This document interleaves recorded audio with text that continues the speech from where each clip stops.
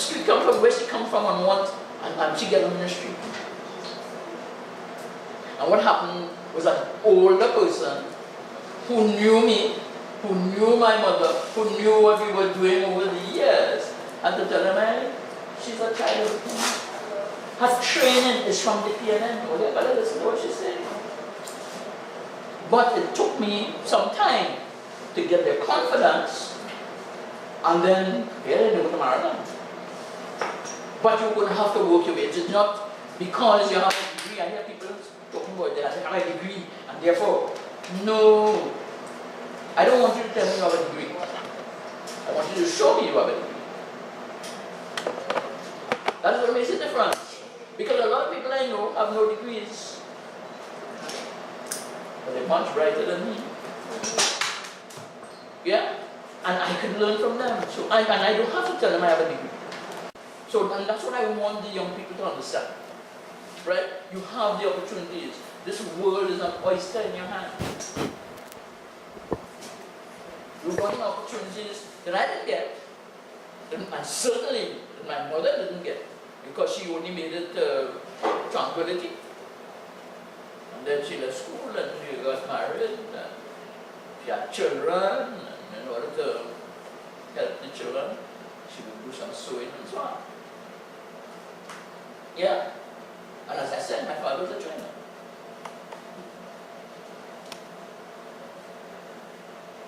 That didn't prevent them from making me study engineering. My mother sat with me. Every night that I studied, whenever I was studying, until I was finished. And she would take up the lessons. And there are lessons in there for all of us. Because I remember last year, and the child was doing very well. So she comes to PTA meeting, she sits in the back, she doesn't talk. I went there and I said, oh, who's your daughter? She does. I said, oh, she's doing very well. Are you proud of her? And she said, well, no, miss, I can't read and I can't write. So how do you help her? So I can count.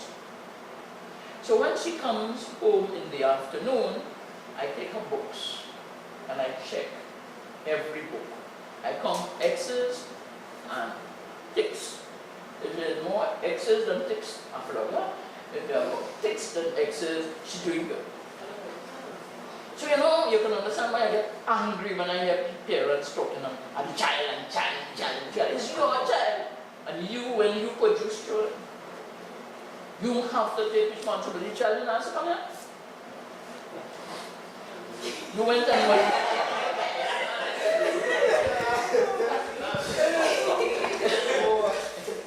yeah?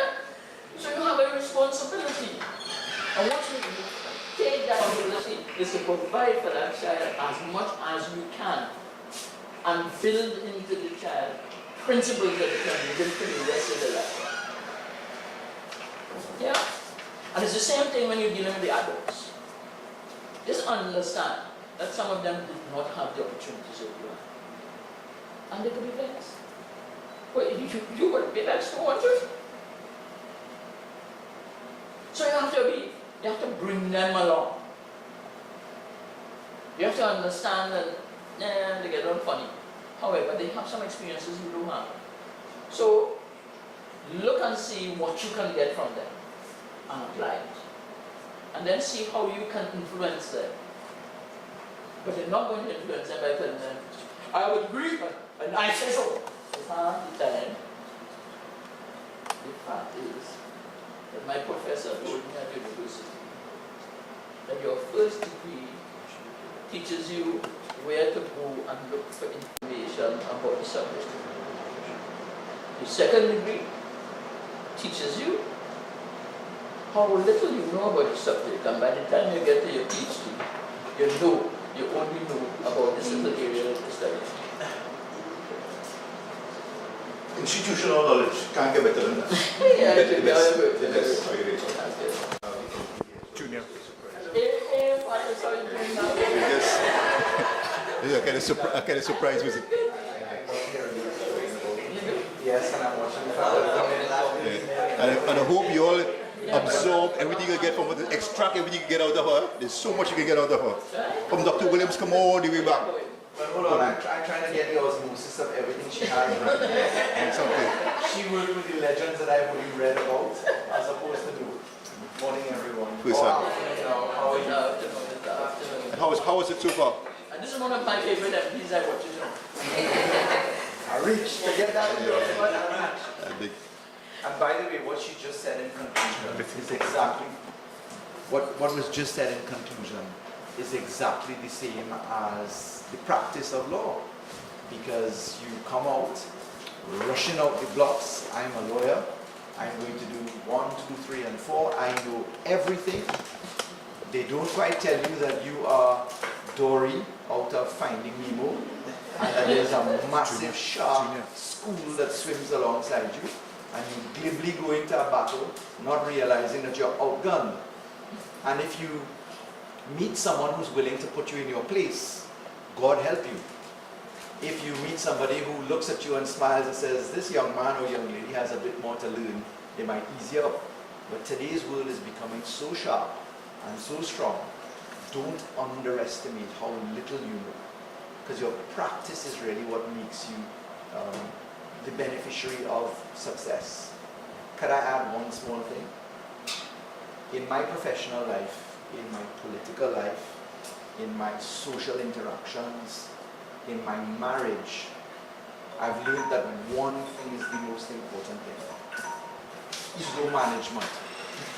It is by far more important than anything you learn at school. Relationship construction depends upon often learning, especially guys, when to keep your mouth quiet.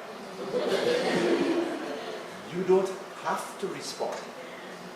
In court, I recall a client of mine upset after we won a matter.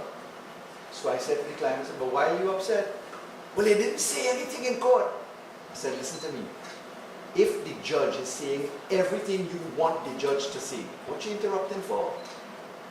Never snatch victory from the jaws of defeat. Make sure you understand when to keep your mouth quiet and when you actually need to say something.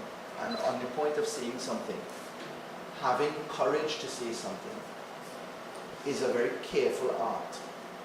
Some of you have a tendency, or if you look around, you'll notice that people tend to use the truth as a weapon, but also as a shield. And sometimes, that's just the way I am. I'm being honest, telling you the way it is. That also requires a certain amount of measure. While I have young ladies in the audience, permit me to say this. I'm a twin. I have a twin sister. Having a twin sister taught me a lot in life. And I'm married to a very strong-minded woman. And I'm married to a woman who's also an attorney. My mom is an extremely strong-minded and opinionated lady. My daughters are equally strong-minded and opinionated. Faith knows one of them very well. And I just want to urge you to remember that you have the ultimate power. You young ladies. Already, as far as what you're doing. What does that become trouble as that really? So true, eh? But the power that you have has to be measured by remembering your femininity and remembering that there are few glass ceilings left in Trinidad. Very, very few. One of the big ones is going to be cracked on 19th of March when Madam Justice Paula May Weeks becomes the first female president of the Republic of Trinidad and Tobago. But when you walk through any one of the ministries, if you walk through a banking environment, do what I do when I enter any room. Count the number of men working there. Seriously. At your classes at UE, look at the gender bias. I look at the matriculation of lawyers every year. If we call 100 lawyers to the bar, 90 of them are women. 90 are women. So you have to ask yourself, well, where are the men going? Because you see them when you're growing up. You know them now, but where are they in the workforce? Where are they in the public service? I hardly see them. Which means women are dominating the marketplace from a public service sector. But what's going on at home? Because the ultimate power that you have, from my perspective, women and mothers are the center of the solar system of everybody's life. If mommy vex, the whole house in trouble. If mommy happy, everybody happy. If you're hungry, you're faster find your mother than your father. He might be ducking, right? There's some daddies that feed a lot. I used to be one of those, right? But the truth is that you have this awesome responsibility and privilege, and you are the reasons why everybody turns out the way you do. Men and women, your sons and your daughters. So I want you to remember that placed upon your lovely shoulders is this awesome responsibility to be so much more. And then the guys are learning to keep your mouths quiet, appreciate what's really going on outside there, and manage it carefully. There's also another thing. There's an emasculation of society from my perspective, and I'm saying this because I've got this captive audience, right?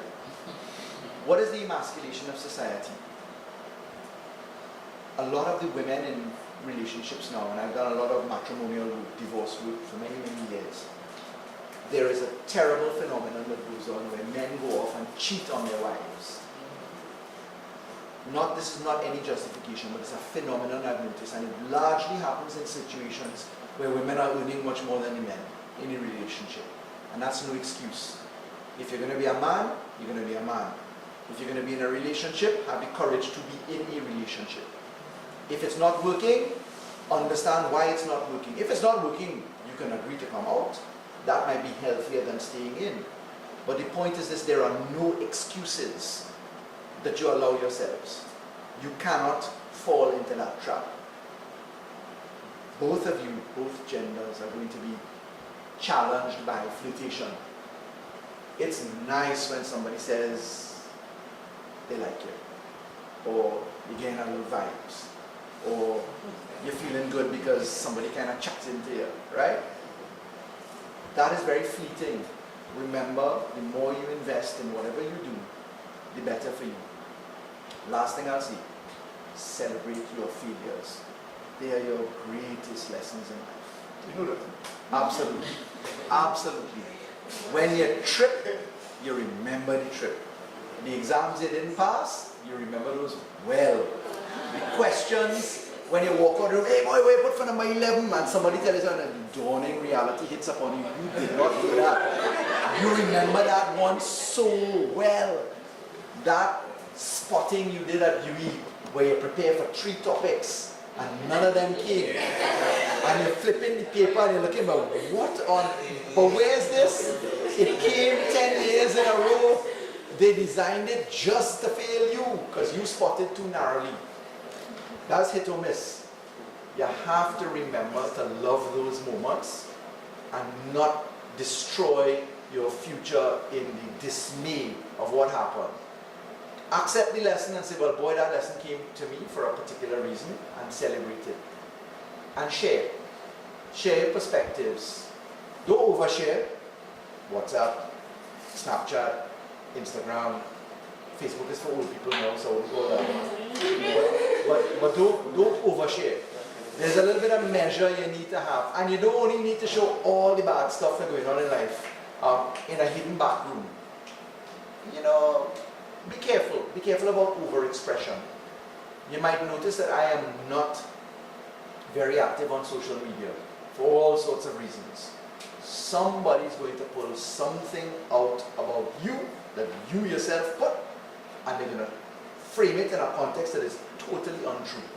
And one of the hardest pieces of law that I'm having to pass right now, in terms of opposition to it, is the cybercrime law.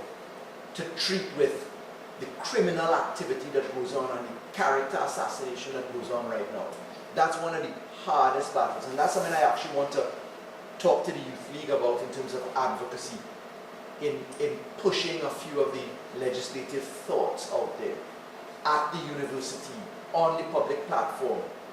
I have a communications unit at the Ministry of the Attorney General, I called them in, we had a conversation, and there was one person in the room who was a little bit disengaged.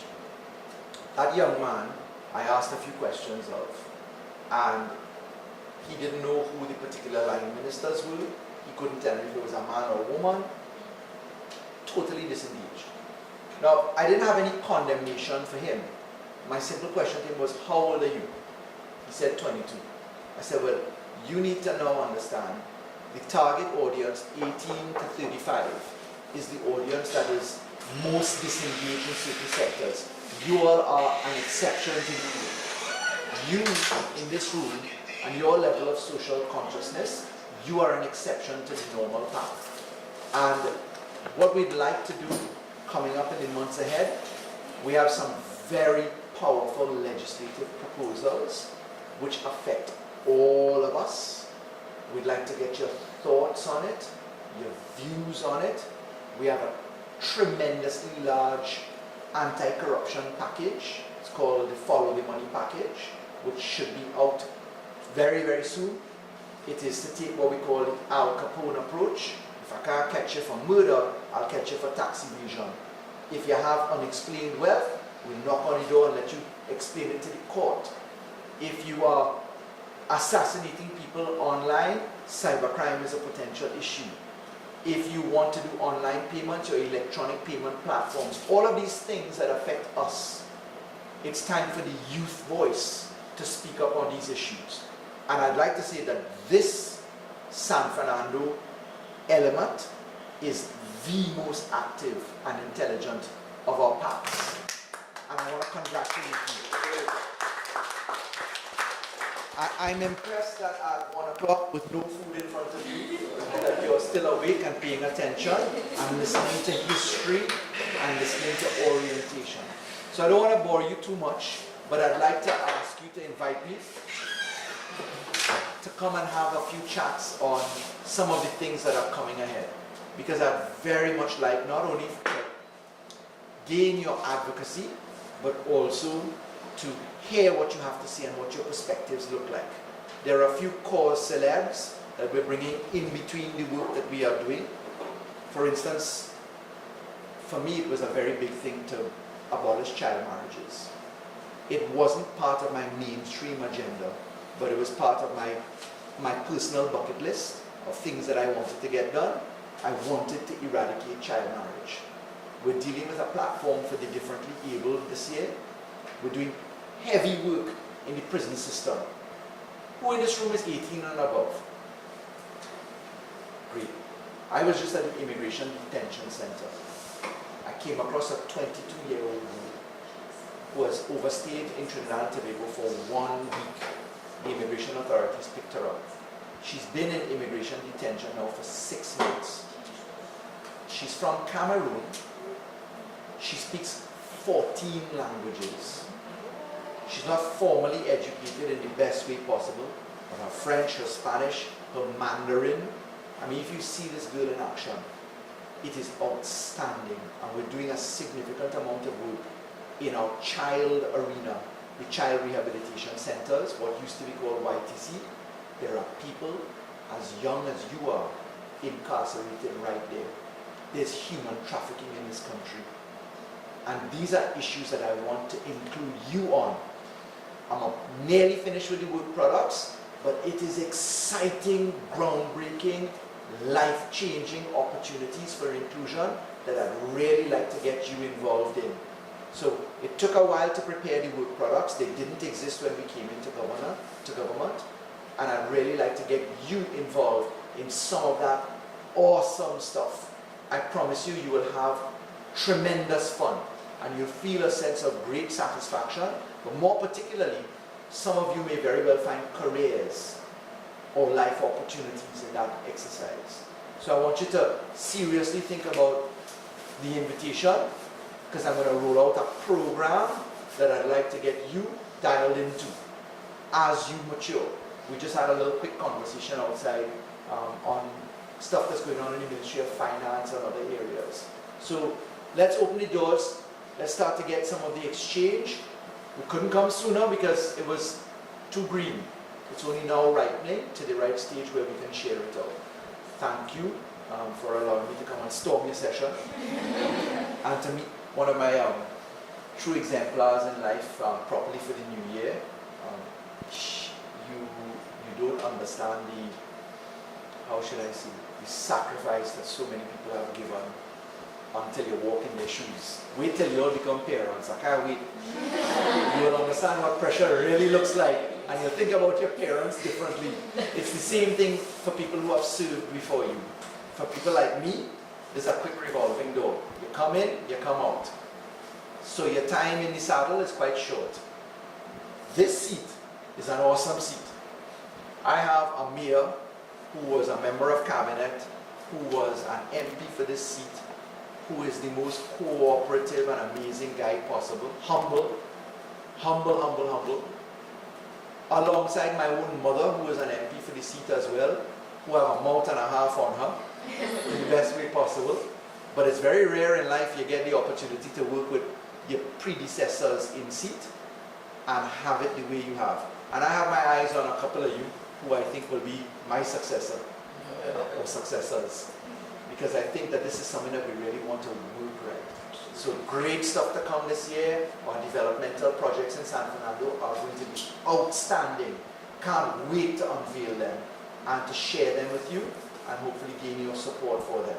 Not looking for choir boys and choir girls. I want your minds. I want you from here up. I want you to speak respectfully, but voice your opinion.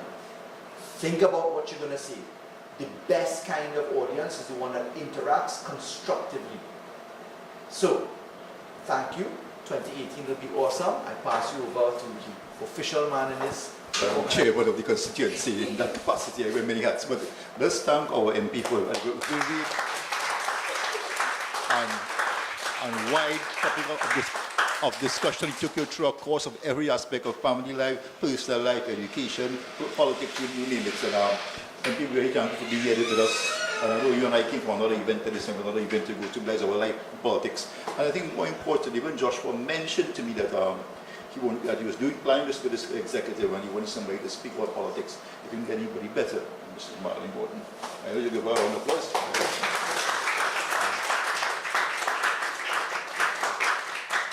I've had the opportunity when I went to the Parliament the first time, she had a lecture to us and encouraged us and coached us and prepared us for the hard work ahead and things. So she's really a walking institution. And what is important for us, touching it a bit, those of us who give back. Because Mr. Gorden have to leave or spend an early time, sacrifice, meals, whatever. I don't know what you all will provide for her, but to make her presence here to share her knowledge and experiences with you all. So thank you. And at the same time, appreciate what the PNM is about and its philosophy, what it stands for. Because there's a talk that people hear as young people, what the PNM did for me, what the PNM can do for me, a lot. The PNM have done a lot for this country. So you'll be educated with the information to go outside and let people know what PNM done for trying to make office development. And we, as far as said a while ago, you're in the future, you're the next MPs, the next mayors, the next senators, the next managers. This is why we're making this investment in you. Congratulations for making this sacrifice as well. And keep San Fernando West Youth League strong and positive. Thank you. Can I steal 2 seconds on our party? Because the rhetoric outside there is, well, it was red and ready. What are they doing now? I want to tell you this. I intellectually chose to be part of the PNM. I didn't because of family association. It's the same way I intellectually chose to go to Presentation College. Sorry to put it that way. I'm in NAPS College right now. Let me explain. Let me explain why. At the time, so all of my family members all went to Naparima, boys or girls, all. I was the only person in the family who looked across from Grant Memorial School at Presentation College, and I knew I wanted to go there.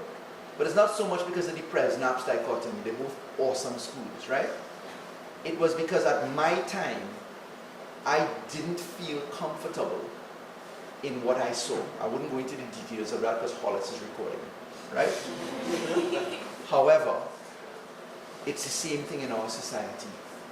I feel uncomfortable in the divisions in our society, genuinely. In 2018, we have spent December and January talking race in this country. Now, we from South think very differently from the rest of Trinidad and Tobago. You know it when you reach elsewhere. And you're like, but wait now, what is it going on here? San Fernando is uniquely different from the rest of the park. But the PNM's strength is in its history and structure. There is no other political party that has maintained its presence on the landscape the way our party has. And why? Because when you go to General Council, you understand that the democracy of our party's constitution is not a joke. It isn't a Pyrrhic instrument. What it is that you, an MP is without a voice in General Council in terms of a vote. When General Council tells you, sit down, you sit down. When General Council pass a buff on you, you sit down and take it. Regardless of MP. Yes, MP, it's irrelevant. You could be Prime Minister. The floor has open voice. And that democracy is something that no other political party has. And I feel this deep sense of awe every time I hear a member of General Council stand up and say, Mr. Chairman, Mr. Secretary, Mr. Vice Secretary, Mr. Political Leader, members of General Council, the protocol and the history and the, how should I say, the pride that people feel when they exercise the protocols in the party prepare you for so many other different things. On the red and ready, we had a proper plan for governance, but it was built upon a false premise. And that false premise was the economy of Trinidad and Tobago. What we inherited was outstandingly different from what we were told existed, even in official documents. Because you don't go automatically from $63 billion, running a budget where supposedly the surplus was, the deficit, sorry, was not so bad, to automatically having only $35 billion in revenue.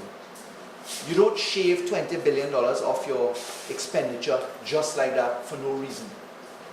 A lot of our plans were interrupted by the state of the economy, and I don't want you to fall for the talk. They said they were red and ready, but they were not. 2020 is 2020. You will see this year that the party has a significant amount of work that we're ready for. And we have taken on battles that people have avoided for maybe 30 years. Social issues, value for money considerations, waste, accountability, transparency. We're going to show it. We're not going to talk about it. It's easy to talk about it. Watch this year at what's going to unfold, and you will find a deeper sense of pride in your party. Our party elders that have passed before us have managed the country. For the economists in the park here, a country does not run on economics. A country runs on politics. There's this interesting concept about political sciences and social sciences. There is no science in either one of them. I genuinely don't know of a single practicing politician that went in because they have a degree in political sciences. I don't know anybody in my current park, in the 8 years that I've been in Parliament, I don't know anybody in that park. For some strange reason. But I want to tell you this. People that don't walk the ground like you do, know the depths of poverty in our own constituencies like you do, could never understand the economics distinction between social issues. You will hear people on the outside there talk to you about the government should have made deeper cuts.